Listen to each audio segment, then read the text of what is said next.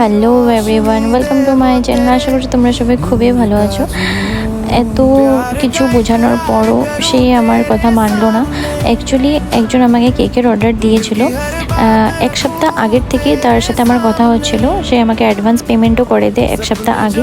তারপর সে বলল যে হ্যাঁ শিওর, একদম কনফার্ম অর্ডারটা। আমি তাকে বারবার করে জিজ্ঞেস করলাম যে অর্ডারটা কনফার্ম? তো সে বললো হ্যাঁ অবশ্যই, তুমি একদম বানিয়ে রাখো, আমি নিয়ে যাব। আমি যেই দিন সে অর্ডারটা দিয়েছে তারপরে আমি জিনিস এনে তারপরে আমি কেকটা যেদিন ডেলিভারি দেবো সেদিন বানিয়েও রেখে দিয়েছি।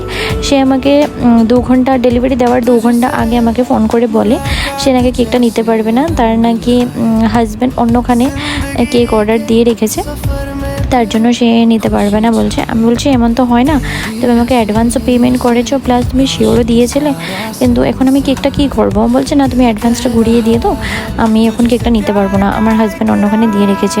তো তার উদ্দেশ্যে আমি কিছু কিছু বলছি মানুষদেরকে, সবাই তেমনটা করে না।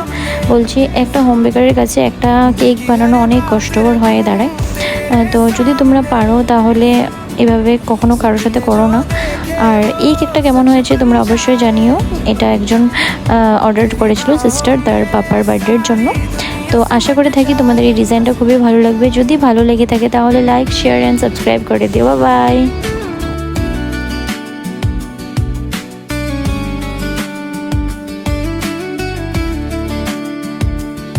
तेरे बिना तो रातें बेचैन सी है, तेरा साथ हो तो दिल में रौनक है, तेरी खुशबू से गुलशन यहाँ सजता, तू जो आए जिंदगी महफिल बन जाती, प्यार का इकरार